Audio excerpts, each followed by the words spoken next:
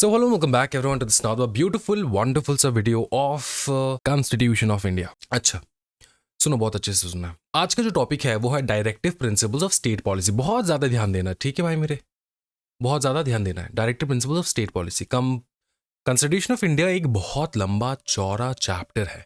इसको खत्म करने में थोड़ा टाइम तो बनता है, ठीक है, तो टेंशन ना लो, आराम से कंप्लीट करेंगे। सुनो, सबसे पहली बात आपको जानना है वो ये कि directive principles of state policy का मतलब क्या होता है। सीधी बात, अगर पकड़ लो, आपको अगर मौका मिल जाए कि कभी अगर नरेंद्र मोदी जी पर्सनली आपको विजिट करे और बोले कि भाई मेरे, आज से तुम इस देश का पीएम, आज से तुम इस देश का पीएम, एक दिन पीएम, वन डे पीएम, क्या तुम ये मौका तुम्हारे खुद के हाथ में लेना चाहोगे? ऑफ कोर्स लेंगे सर, कोई टेंशन वाली बात नहीं है। लेकिन प्रॉब्लम सिर्फ इतना है सर, मेरे को करना क्या है मेरे को पता नहीं, मेरे को करना क्या है मेरे को पता नहीं, ठीक है। गवर्नमेंट चलाने का कोई मेरा कोई भी किसी प्रकार का एक्सपीरियंस ही नहीं है सर। तो अगर मेरे पास एक्सपीरियंस नहीं है तो मैं कैसे करूं? तो ऐसे कोई भी गवर्नमेंट जो आ रहा है जिनके पास एक्सपीरियंस नहीं है, वो भी थोड़े बहुत कंफ्यूज्ड है कि क्या करे ना करे, उनके लिए है directive principle of state policy. मतलब कुछ डायरेक्शंस जो डॉक्टर B.R. अम्बेडकर साहब ने बता कर गए, बोले कि ये सारे डायरेक्शंस तुमको फॉलो करना है for the betterment of the country. तो देश के लिए कुछ करना है, कुछ बड़ा करना है, कुछ अच्छा करना है, कुछ अच्छा ही करना है, तो कुछ डायरेक्शंस देकर गए, इनको फॉलो करना। तो कोई भी गवर्नमेंट आ रहा है ना, ये डायरेक्शंस फॉलो कर सकते हैं। ये मैंडेटरी डायरेक्शंस नहीं है, इस बात का ध्यान रखें कि मतलब तुमको ये फॉलो करना ही है, ऐसा मतलब कोई मैंडेटरी नहीं है। तुम आराम से अपने आप जो भी तुमको सही लगे तुम कर सकते हो, कोई टेंशन वाली बात नहीं है, ठीक है। इतना समझ में आ रहा है? अब अगर तुमको कुछ पता नहीं है, अचानक से तुम टपके वन डे पीएम, तो तुम ये इसका हेल्प ले सकते हो, directive principle of state policy. Directive principles of state policy क्या कहता है? ओवरऑल अगर मैं बात करूं तो ये overall India and it's society के बेटरमेंट के लिए बात करता है, ठीक है, कि सोसाइटी के बेटरमेंट के लिए क्या क्या करना चाहिए, इंडिया के बेटरमेंट के लिए क्या करना चाहिए, वो सारे यहाँ पे मेंशन्ड है। क्या ये समझ में आ रहा है? हाँ जी। ये इन्फोर्सेबल नहीं है थ्रू द लॉ। मतलब ये होता है कि देखो, हम लोगों ने देखो फंडामेंटल राइट्स तो पढ़े हैं, राइट। तुमको अगर किसी ने फंडामेंटल राइट नहीं दिया, स्टेट ने अगर तुमको फंडामेंटल राइट नहीं दिया, तो तुम जा सकते हो सीधा सीधा सुप्रीम कोर्ट फंडामेंटल राइट के लिए, राइट। और ये जो directive principles of state policy है ना, ये फंडामेंटल राइट्स नहीं है, ये कोर्ट इन्फोर्स नहीं करवा सकता। अगर स्टेट ये ना करे, तुम कोर्ट स्टेट के अगेंस्ट केस नहीं कर सकते कि स्टेट जी तुमने जो ये डायरेक्टिव प्रिंसिपल्स है ये तुमने फॉलो नहीं किया है, तुमने मेरे को डायरेक्टिव प्रिंसिपल्स का जो मेरा अधिकार है वो तुमने नहीं दिया। भैया, ये अधिकार कुछ नहीं है, ये सिर्फ एक डायरेक्शन है जो पॉलिटिकल पार्टीज जो सत्ते में है वो फॉलो कर सकता है, ठीक है, या तो ना करे, कर सकता है ना करे, उनके मर्जी, ठीक है। B.R. अम्बेडकर से कुछ डायरेक्शन देकर गए हैं डॉक्टर B.R. अम्बेडकर साहब ने, ठीक है। अच्छा, तो ये समझ में आ चुका है, कोई टेंशन वाली बात नहीं, बहुत ज्यादा बवाल। तो क्या कोर्ट में जा सकते हो? नहीं। क्या फंडामेंटल राइट के लिए कोर्ट में जा सकते हो? हाँ। क्या DPSP के लिए कोर्ट में जा सकते हो? नहीं जा सकते सर, ठीक है। अच्छा, इतना समझ लो, काफी है। यहां से करेंगे धीरे धीरे। DSP are not enforceable in the court and do not create justifiable rights for individuals. Implementation of DPSP requires legislation, and until such law are enacted, neither the state nor individuals can violate existing law. इसका मतलब क्या होता है? इसका मतलब ये होता है कि DPSP को एनफोर्स करने के लिए लेजिस्लेशन चाहिए होता है, मतलब लॉज बनाने हैं, लॉ बनाना होगा इसको, अगर इन्फोर्स करना है, इंप्लीमेंट करना है, ठीक है। DPSP एक प्रकार का डायरेक्शन है, directive principle of state policy. इसको इंप्लीमेंट अगर करना है तो तुमको बनाना है भाई मेरे लॉ, तुमको बनाना है भाई मेरे लॉ। समझ में आ रहा है? जब तक कि ना लॉ बने, जब तक कि ना ये लॉ हम लोग बनाए, जो प्रेजेंट लॉ है उसको वायोलेट नहीं करना है। जो प्रेजेंट लॉ है, अभी जो लॉ चल रहा है उसको तुम वायोलेट नहीं कर सकते, जो प्रेजेंट लॉ है उसको वायोलेट नहीं कर सकते, प्रेजेंट लॉ को तुम वायोलेट नहीं कर सकते, ठीक है। प्रेजेंट लॉ को तुम वायोलेट नहीं कर सकते। क्या ये समझ में आ रहा है? हाँ सर। तो सर इसका मतलब क्या है? इसका मतलब ये है कि पकड़ लो कोई एक प्रेजेंट लॉ है, वो चल रहा है, प्रेजेंट लॉ जो है वो चलते जा रहा है, ठीक है। अब DPSP के तहत DPSP के तहत जो डायरेक्टिव प्रिंसिपल्स है वो कुछ और कहता है, वो इस लॉ के अगेंस्ट ही कहता है, पकड़ लो, वो इस लॉ के अगेंस्ट कहता है जो प्रेजेंटली लॉ चल रहा है। तो गवर्नमेंट ने सोचा DPSP में जो लिखा है उसको हम लोग इम्प्लीमेंट करेंगे। तो अगर इम्प्लीमेंट करना है तो तुमको लॉ बनाना होगा, DPSP से निकाल के तुमको लॉ बनाना होगा, ठीक है। जब तक कि ना ये लॉ बने इसको तुम वायोलेट नहीं कर सकते, ये प्रीवियस लॉ जो प्रेजेंटली चल रहा है उसको वायोलेट नहीं कर सकते, समझे। Implementation of DPSP requires legislation, and until such law are enacted, neither the state nor individuals can violate existing laws. State भी या फिर हमारे जो इंडिविजुअल्स हैं वो एग्जिस्टिंग लॉ को वायोलेट नहीं कर सकते। क्या ये समझ में आ रहा है सर? हाँ। DPSP do not confer or take away legislative power from the appropriate legislature. DPSP do not, सुनो अच्छे से, do not confer or take away legislative power from the appropriate legislature. legislature का काम क्या है? लॉ बनाना। legislature का काम है लॉ बनाना। क्या DPSP के अगेंस्ट तुम लॉ बना सकते हो? हाँ। तो DPSP तुम्हारा लॉ मेकिंग पावर को छीनता नहीं है, डू नॉट कन्फर और टेक अवे लेजिस्लेटिव पावर, तुम्हारा लॉ मेकिंग जो पावर है उसको छीनता नहीं है DPSP। क्यों नहीं छीनता? अगर DPSP के अगेंस्ट में तुम कुछ बना ही नहीं सकते अगर पकड़ लो DPSP के अगेंस्ट तुम कुछ बना ही नहीं सकते तो तुम्हारा पावर कहाँ है? पावर तो निकल रहा है, पावर तो तुम्हारा चला गया, राइट। DPSP के तहत तुमको अधीन होकर रहना पड़ेगा। DPSP जो है लिखा है उसके अगेंस्ट तुम कुछ नहीं बना सकते, तो तुम्हारा लॉ मेकिंग पावर वहां पे लिमिट हो रहा है, राइट। तो यहाँ पर यही बता रहे कि DPSP डू नॉट कन्फर और टेक अवे, तुम्हारा पावर छीनता नहीं है, तुम बनाओ जो मर्जी है, DPSP के अगेंस्ट में बना दो, कोई टेंशन वाली बात नहीं है, तुम बना सकते हो, ठीक है, समझे। Courts cannot declare law void for contravening DPSP। For contravening DPSP इसका मतलब क्या है? कुछ लॉ बना, गवर्नमेंट ने कोई लॉ बनाया DPSP के अगेंस्ट, DPSP में कुछ और लिखा है, गवर्नमेंट ने कुछ और बना दिया है, DPSP में कुछ और लिखा है, गवर्नमेंट ने कुछ और बना दिया, तो क्या तुम्हारा लॉ वॉइड हो जाएगा? नहीं। लेकिन सर कॉन्स्टिट्यूशन तो बाप होता है ना, हमारा लॉ जो है वो तो बाप नहीं होता है, कॉन्स्टिट्यूशन बाप होता है। तो मतलब कॉन्स्टिट्यूशन जो है उसके अगेंस्ट में अगर कोई लॉ बन रहा है तो कॉन्स्टिट्यूशन को जो है कॉन्स्टिट्यूशन को मानना होगा ना, इस प्रकार से चलना होगा ना। वो सिर्फ फंडामेंटल राइट्स के लिए है भाई मेरे। कॉन्स्टिट्यूशन में बहुत कुछ लिखा है, जैसे कि directive principle state policy, directive principle state policy के अगेंस्ट में भी तुम बना सकते हो। क्या बना सकते हो? लॉ। मैंने तुमको पहले ही बता दिया था, डायरेक्टिव प्रिंसिपल स्टेट पॉलिसी मतलब क्या? तुम कुछ एक गाइडेंस देना कि तुमको कैसे कंट्री को रन करना है, समझ में आ रहा है। तो ये इन्फोर्सेबल नहीं है कोर्ट में, ठीक है, और इसके अगेंस्ट तुम लॉ बना सकते हो, कोई टेंशन वाली बात नहीं है, इतना फ्रीडम है। Court cannot compel the government to implement DPSP, इस बात का ध्यान रखो। कोर्ट गवर्नमेंट को नहीं बोल सकता कि DPSP फॉलो करो भाई, ठीक है। फिर देखो, the state must implement DPSP with in the limitations imposed by the constitution on it's legislative and executive power. मतलब कॉन्स्टिट्यूशन में जितना पावर दिया है तुमको, स्टेट को जितना भी पावर मिल रहा है उस पावर के हद में रह के तुम DPSP को लागू करो। मतलब एक्स्ट्रा ऑर्डिनरी तुमको लागू नहीं करना है जो किसी दूसरे कम्युनिटी या फिर किसी दूसरे, क्योंकि इंडिया इज अ मिक्स्ड, ठीक है, आज की डेट में इंडिया जो है ये एक देश है of mixed communities, right. State को DPSP इंप्लीमेंट तो करना है लेकिन अपने हद में रह के, अपने कॉन्स्टिट्यूशन जितना तुमको पावर दे रहा है उस पावर के अंदर रह के। इसको ना जनरली तुम एक बार देख लो, इसको रीड कर लो, एक बार दिमाग में बिठा लो। अगर ये जो चीज है ना कि एस्पेक्ट ऑफ DPSP, ये एक्सप्लेन करता है कि DPSP होता क्या है, ठीक है। DPSP होता क्या है ये एक्सप्लेन करता है, ठीक है। यहां से अगर मैं तुमको बताऊं, दो चीज तुमको दिमाग में रखना होगा, दो चीज तुमको दिमाग में बिठा के लेकर जाना है। पहला चीज ये है कि DPSP जो है ये इसको मैंडेटरी फॉलो नहीं करना है। दूसरा यह है कि कोर्ट इसको इन्फोर्स नहीं करवा सकता, मतलब तुम कोर्ट में जाके नहीं बोल सकते कि मेरे को DPSP के तहत मेरे को ये सुविधा दो। DPSP जो है एक प्रकार का डायरेक्शन है, गाइडेंस है, इसको फॉलो कर सकता है गवर्नमेंट, नहीं भी कर सकता है। और खुद कोर्ट DPSP को लागू करने के लिए गवर्नमेंट को नहीं कह सकता, समझ में आ रहा है। Next, important directive principles.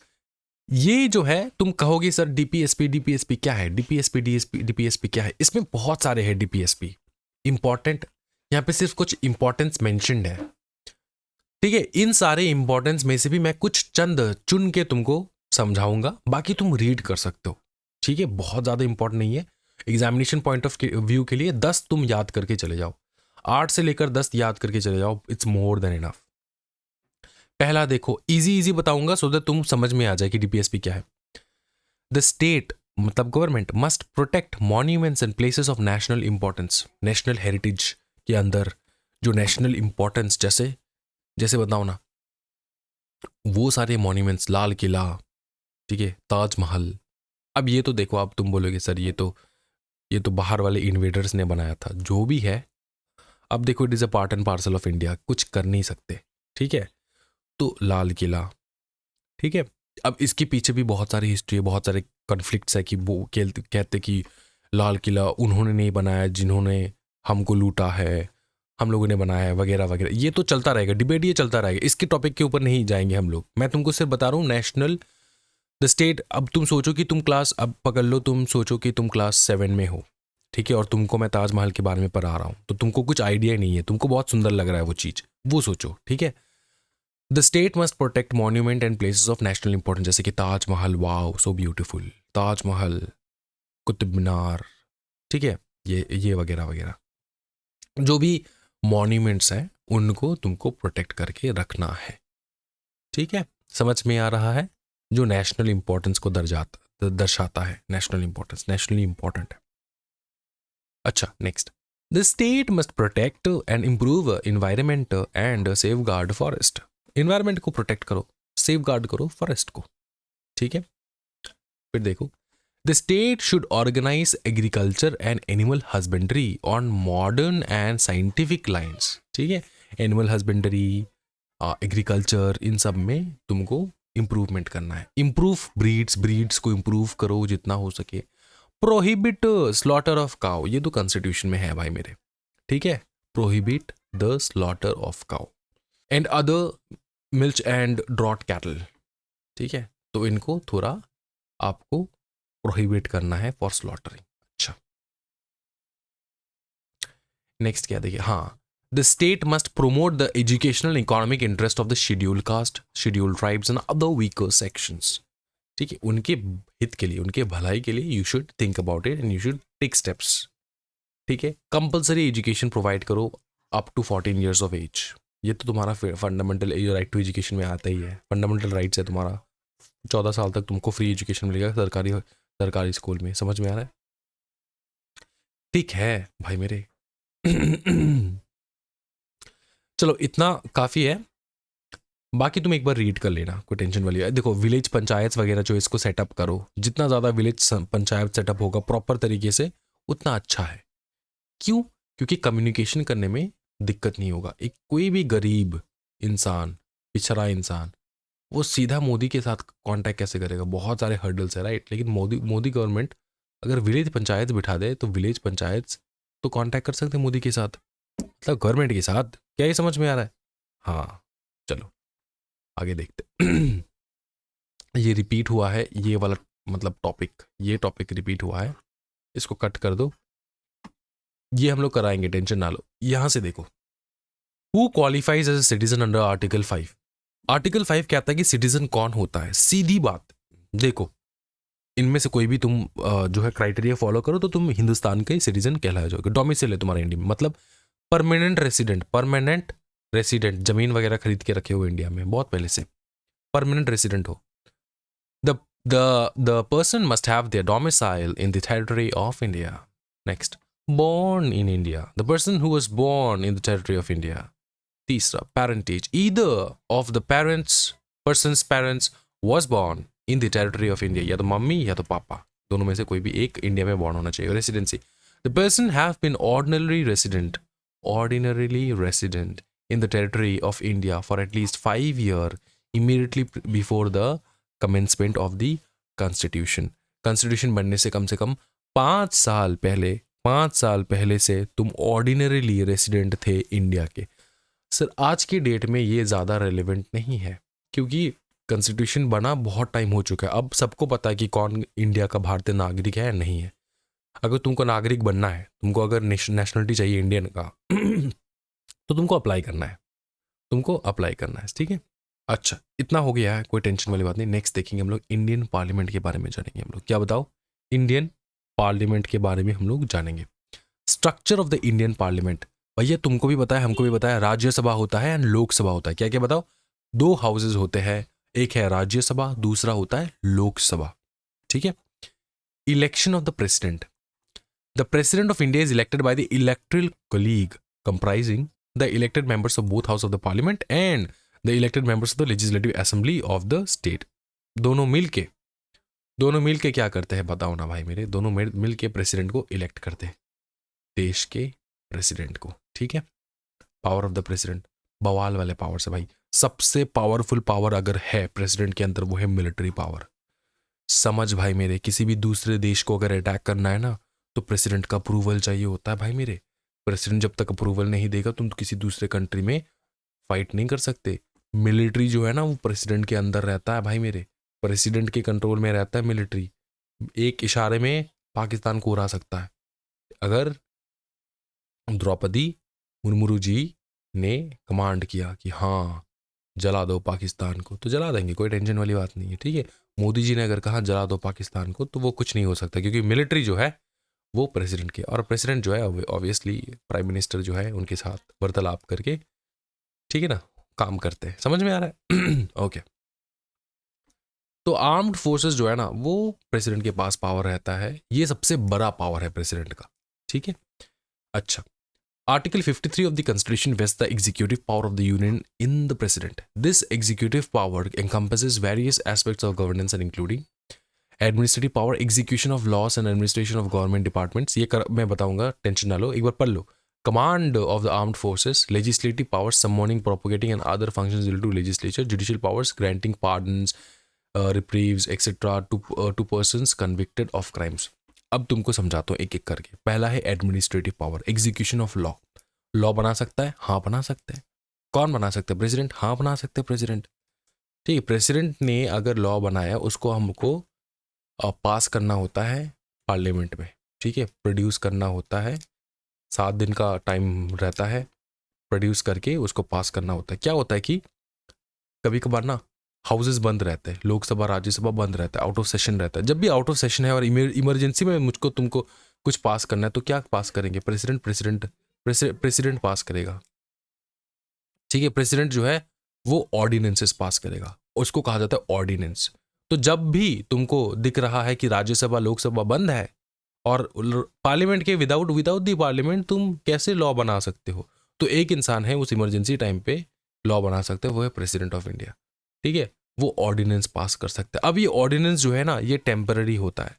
जब भी ऑर्डिनेंस प्रेसिडेंट पास करेगा ना, इसको जब भी लोकसभा राज्यसभा का हाउस फिर से सेशन में आ जाता है, तब वहां पे तुमको इसको मैंडेट देना होता है, ठीक है। जब तक कि ना राज्यसभा एंड लोकसभा मैंडेट में, मतलब सेशन में आ जाए, पार्लियामेंट जब तक कि ना खुल जाए, तब तक प्रेसिडेंट ने जो भी ऑर्डिनेंस पास किया वो फॉलो करना है। प्रेसिडेंट ने अगर बोला पकड़ लो कल से जो है ना राज्यसभा लोकसभा बंद है, ठीक है, एक महीने बंद रहेगा फॉर एग्जाम्पल। अब होता क्या है, इमरजेंसी में प्रेसिडेंट को दिखा, प्रेसिडेंट को मतलब ऐसे दिमाग में आया कि आज से कोई भी इंसान कार नहीं चलाएगा, कोई भी इंसान क्या नहीं चलाएगा? कार, गाड़ी, व्हीकल नहीं चलाएगा। फॉर एग्जाम्पल सबको साइकिल से आगे आना जाना है, इन्वायरमेंट को बचाना है।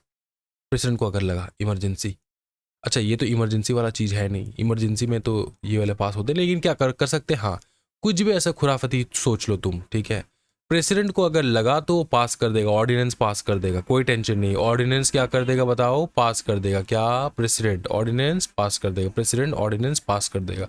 और कल से इसको फॉलो करना है, सबको फॉलो करना होगा, ये चीज समझ में आ रहा है? ऑर्डिनेंस का मतलब समझ में आ चुका है, कोई टेंशन वाली बात नहीं। अब इस ऑर्डिनेंस को तुमको पेश करना, जब भी पकड़ लो लोकसभा राज्यसभा जो है वो सेशन में आ चुका है, तब तुमको ये ऑर्डिनेंस लेकर जाना होगा लोकसभा राज्यसभा में।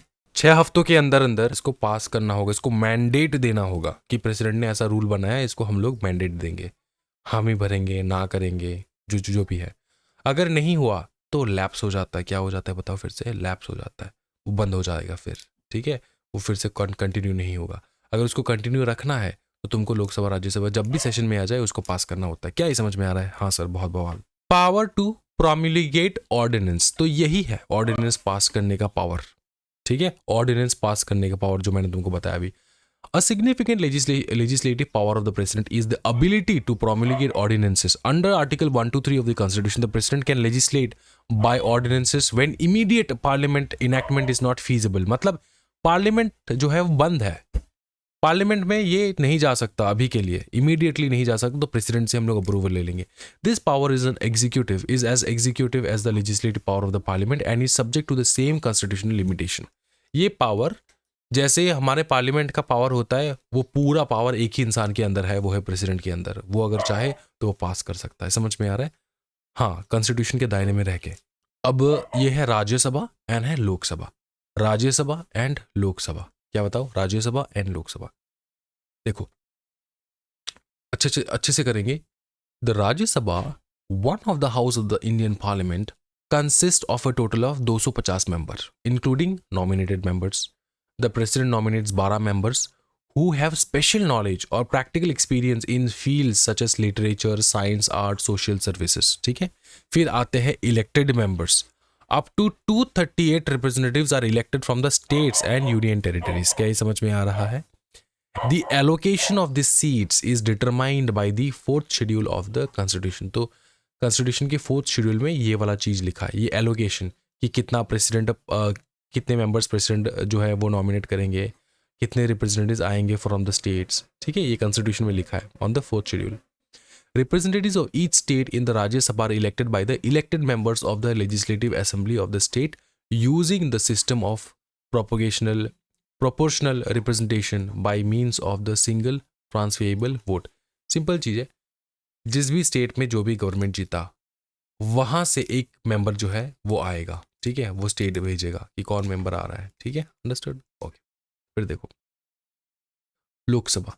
The Lok Sabha, the other house of the Indian parliament, is composed of representatives chosen by direct election based on adult suffrage.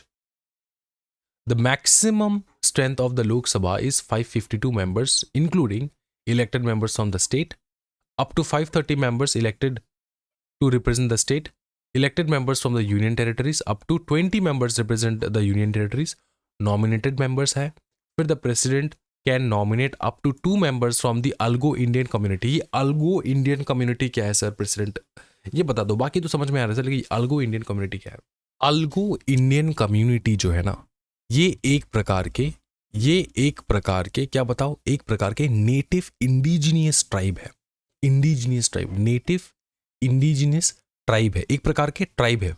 ठीक है, और ये ट्राइब जो है ये नॉर्थ ईस्ट एरिया में पाया जाता है। नॉर्थ ईस्ट जो है एरिया में, वहां पे वो लोग रिसाइड करते हैं, especially in the parts of Nagaland, NAGALAND, Nagaland. ठीक है, वहां पे तुमको दिखेगा। वहां पे क्या होता है कि पहले था, अब तो पूरा मॉडर्न हो चुका है। अब तो भाई तुम डिमापुर घूम के आओ, पूरा प्लेन्स, मतलब प्लेन्स इन अ सेंस कि सारे जो है बाकी की जो कम्युनिटीज़ है वो मिलेंगे तुमको मैक्सिमम डिमापुर में, जो नागालैंड का एक बहुत ही ज़्यादा डेवलप्ड, नागालैंड का वन ऑफ द सबसे ज़्यादा डेवलप्ड जो है एरिया अपना डिस्ट्रिक्ट है। ठीक है, वहाँ पे तुमको मिलेगा सारे, तुमको मिलेगा बिहार से लोग मिलेंगे, यूपी से लोग मिलेंगे, फिर तुम्हारा राजस्थान से लोग मिलेंगे, अलग अलग communities, Hindu communities, Christian communities, ठीक है, जैन कम्युनिटीज़, मुस्लिम कम्युनिटीज़, वो सारे मिलेंगे तुमको वहाँ पे डिमापुर में। अब तो बहुत ज़्यादा हाईली डेवलप, अब जो तुम लोग जो देखते हो ना, क्या कहते हैं इसको, हॉर्नबिल फेस्टिवल नागालैंड का दिसंबर में आता है, 10 तारीख से स्टार्ट होता है। बवाल, तुम जाके आओ, बहुत ज़्यादा बवाल, बहुत मस्ती। ठीक है, तो यहाँ पे पहले क्या होता था मैं तुमको बताता हूँ। अब तुम डिस्कवरी वगैरह देखोगे तो वहाँ पे दिखाएंगे, नेट जियो में दिखाएंगे। अब तुम वो पाताल लोक भी देख सकते हो, पाताल लोक 2, वहाँ पे जो पूरा नागालैंड के बारे में, वो स्टोरी पूरा नागालैंड का ही है, पूरा फर्स्ट टाइम एवर नागालैंड का इंडिजिनियस स्टोरी बनाया उन लोगों ने, बहुत बवाल। तुमको सब लोग फेशियल एक्सप्रेशन से, मतलब फेशियल स्ट्रक्चर से तुमको लगेगा कि यार ये तो इंडिया के बाहर के लोग हैं। नहीं, ये इंडिया के ही है, इंडिया के नेटिव इंडिया के ही है लोग, but their look facial features are different. Obviously यार, तुम अगर नॉर्थ में जाओगे उनके फेशियल फीचर्स डिफरेंट रहेंगे फ्रॉम द साउथ के फेशियल। ये इंडिया का जो जियोग्राफी है ना, इतना बवाल है भाई मेरे, कि तुमको हर टाइप का क्लाइमेट मिलता है, इसलिए वहाँ पे हर टाइप के तुमको अलग अलग टाइप के तुमको फेशियल एक्सप्रेशंस, फेशियल स्ट्रक्चर वाले लोग, बॉडी स्ट्रक्चर वाले लोग, सब प्रकार के मिलेंगे इंडिया में। यही है एक प्रकार का ना, मतलब बहुत ज़्यादा पूरे वर्ल्ड में अगर कोई कंट्री है ना जो हाईली फर्टाइल फॉर एवरीथिंग, कुछ भी जो अलग अलग कंट्रीज में थोड़ा पाया जाता है, यहाँ पे थोड़ा वहाँ पे थोड़ा, इंडिया में भर भर के है, ठीक है। एंड बहुत होमोजीनियस है, होमोजीनियस इन द सेंस कि अलग अलग प्रकार के लोग एक साथ मिलकर रहते हैं। समझ में आ रहा है? देखने में फेशियल, क्योंकि this is all because of the facial expressions and facial structure वगैरह वगैरह वगैरह। ये तुम्हारा एक तो जीन है। अब ये जीन डेवलप कैसे होता है? वही है कि तुम क्या खाते हो पीते हो वगैरह वगैरह, ये तो है ही। फिर तुम्हारे क्लाइमेट्स वगैरह इनके लिए, इनके ऊपर डिपेंड करता है। समझ में? जैसे मैं तुमको एक चीज़ समझाता हूँ। पानी है, पानी में क्या ग्रो होता है? एल्गे, क्योंकि वो सुइटेबल है, उस इन्वायरमेंट वो सुइटेबल है ग्रो करने के लिए। उसी प्रकार से जैसे जैसे तुम इन्वायरमेंट चेंज करोगे ना, वैसे वैसे तुमको अलग अलग भिन्न भिन्न प्रकार के, जैसे जैसे तुम जियोग्राफी चेंज करोगे, भिन्न भिन्न प्रकार के लोग एंड उनके बॉडी स्ट्रक्चर, फेशियल स्ट्रक्चर वगैरह वगैरह मिलेगा। तो इनका बहुत अलग होता है, ठीक है। और बहुत बहुत ज़्यादा अच्छे लोग होते हैं, ठीक है, पहली बात। दूसरी बात ये होता है कि अब तो एवरीथिंग इज़ डेवलप्ड। अब जो विलेजेस वगैरह के बारे में बात करें ना यहाँ पे, देखो, believes that the community, number 2 members the argument community, if she believes that the community is not adequately represented in the house। अच्छा, ये एक्चुअल में एल्गो इंडियन कम्युनिटी के बारे में ज़्यादा लिखा नहीं है, लेकिन कम्युनिटी यही है। वो एक ट्राइबल जो है लोग रहते हैं, especially in the north east region of India, especially in the state of Nagaland. They are known for their, actually ना वहाँ पे बहुत ज़्यादा रिच कल्चर है, हेरिटेज है। तुम अगर हॉर्नबिल विजिट करोगे तो तुमको पता चल जाएगा, ठीक है। अब वहाँ पे ना, जैसे तुम खेलते हो ना गेम क्लैश ऑफ क्लैंस, वो एक्चुअल में क्लैंस थे वहाँ पे, ठीक है। क्लैंस थे, विलेजेस थे, ठीक है, क्लैंस विलेजेस। तो ये एक क्लैन दूसरे क्लैन के साथ फाइट करते थे, और भैया हेड हंटर्स वगैरह, बहुत बवाल, मतलब देखोगे तो पागल हो जाओगे। अब होता ये है कि इनका कम्युनिकेशन विद द सेंटर वो बहुत मिनिमम था कुछ साल पहले तक, ठीक है, कुछ साल पहले तक बहुत मिनिमम था। और and they were always striving for कि चलो अपना खुद का एक कंट्री हो जाए, खुद का एक कंट्री हो जाए, खुद का कंट्री। लेकिन that were all politically driven thing. वो ऐसा नहीं है कि वो लोग खुद का कंट्री लेंगे तो सर्वाइव कर लेंगे, नहीं, ऐसा नहीं है। Because they need our help. अगर वो खुद इंडिपेंडेंटली रहना चाहे ना तो सीधा चाइना अटैक करेगा, चाइना अटैक करके ले लेगा नागालैंड को, कुछ कर नहीं सकते तब। तो इंडिपेंडेंट तो वो रह नहीं सकते, सीधी बात है, मैं सीधी सीधी बात कह रहा हूँ, ठीक है। और अब ऐसा हुआ है कि बहुत ज़्यादा जो है उनका कम्युनिकेशन, क्योंकि उनके जो स्टेट गवर्नमेंट है वो भी, उनका स्टेट गवर्नमेंट जो है अभी प्रेजेंट के डेट में बीजेपी है, और सेंट्रल गवर्नमेंट भी बीजेपी है, राइट। तो इससे क्या होता है, कम्युनिकेशन बढ़ता है, डेवलपमेंट बढ़ते हैं, बहुत ज़्यादा डेवलपमेंट, बहुत ज़्यादा कम्युनिकेशन वगैरह, ठीक है। स्टेट इंप्रूव कर रहा है, सब कुछ हो रहा है, डेवलप्ड हो रहा है, ठीक है। अच्छा, ये हो गया। अब बात यह है कि पहले तो ऐसा नहीं था, राइट।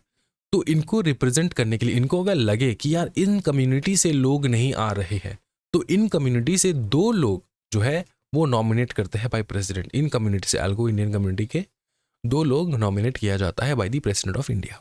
समझ में आ रहा है कि इनको रिप्रेजेंटेशन जो है चाहिए होगा, हाउस में 2 मेंबर बिठाओ इनका। समझ में आ रहा है? नेक्स्ट है proportional distribution.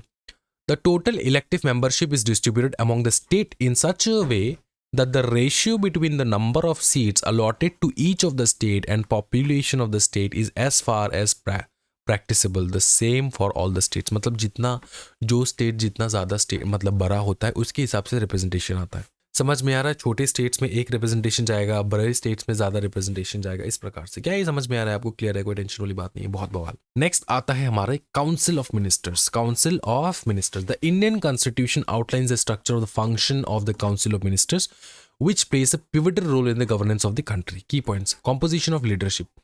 There shall be a council of minister with the prime minister at the head to aid and advise the president. President को एडवाइस करने के लिए प्राइम मिनिस्टर के साथ रहेगा council of ministers. Council of ministers में कौन कौन रहेंगे ये मैं तुमको बताता हूँ, टेंशन ना लो। The president acts in accordance with the advice provided by the council of ministers. ये याद रखना, काउंसिल ऑफ मिनिस्टर्स जब जो कुछ भी एडवाइस प्रोवाइड करेंगे ना, वो प्रेसिडेंट करता है, ठीक है। और काउंसिल ऑफ मिनिस्टर्स में प्राइम मिनिस्टर रहता है, प्राइम मिनिस्टर के साथ रहते हैं council of ministers. Appointment, the prime minister is appointed by the president obviously, other ministers are appointed by the president on the advice of the prime minister. तो बताओ बात, देखो मैं तुमको सीधी बात बताता हूँ, ठीक है। प्रेसिडेंट जो है वो प्राइम मिनिस्टर इलेक्ट करेंगे, ठीक है। प्राइम मिनिस्टर नॉर्मली इलेक्ट होता है through the people of the India, ठीक है। पीपल ऑफ द इंडिया ने चॉइस बता दिया वोटिंग के माध्यम से कि इनको हमको बनाना है, इस पार्टी को बनाना है। अब ये गए प्रेसिडेंट के पास, जैसे तुम देखोगे इलेक्शन जीतते तो क्या करते हैं बताओ ना, प्रेसिडेंट के पास जाते हैं, फटाफट जाके गवर्नमेंट बनाते हैं, अपना अपना क्या बनाता है, गवर्नमेंट बनाते हैं, ठीक है। अब प्रेसिडेंट के पास गए पीएम गए कहाँ पे, प्रेसिडेंट के पास, पीएम गए प्रेसिडेंट के पास गए, ठीक है, गए प्रेसिडेंट के पास पीएम पीएम ने प्रेसिडेंट प्राइम मिनिस्टर को इलेक्ट किया, बोला कि हाँ ठीक है आज से तुम पीएम क्या करेगा, पीएम एक काउंसिल बिठाएगा, काउंसिल ऑफ मिनिस्टर्स, इजे काउंसिल ऑफ मिनिस्टर्स, ठीक है। समझ में आ रहा है?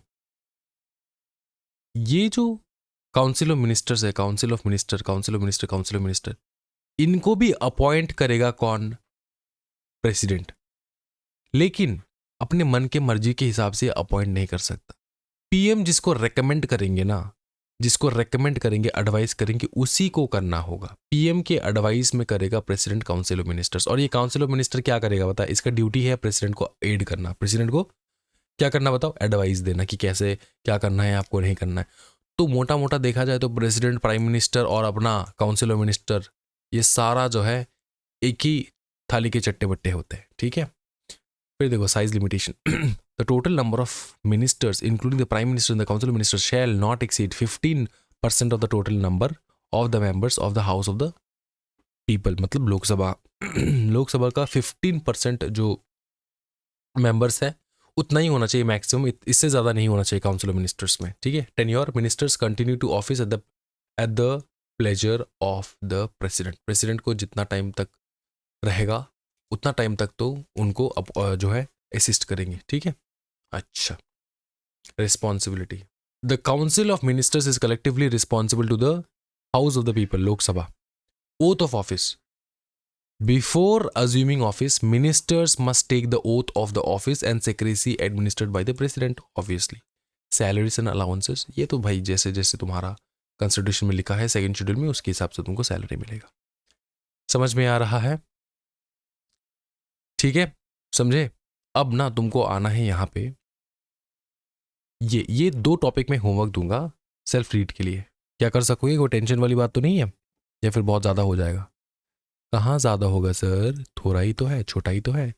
Constitution of legislature in the states, इसको तुमको रीड करना है, और गवर्नर के बारे में थोड़ा बहुत रीड करके आना है। नेक्स्ट क्लास में करवा दूंगा गवर्नर। ज़्यादा नहीं रहेगा, जुडिशरी के साथ साथ ये पूरा कंप्लीट हो जाएगा, ठीक है। गवर्नर जो है वो नेक्स्ट क्लास हम लोग करेंगे, एंड इसी के साथ साथ जो है जुडिशरी और एक क्लास लगेगा, इसके साथ पूरा तुम्हारा कंप्लीट हो जाएगा। रीड्स हम लोग नेक्स्ट क्लास कंप्लीट करेंगे। तो आज के वीडियो में हम लोग यहीं तक रखेंगे। Thank you so much everyone, happy learning guys, bye bye, take care. और एक क्लास के साथ ये पूरा कॉन्स्टिट्यूशन ऑफ इंडिया नक्की कर देंगे। Bye bye.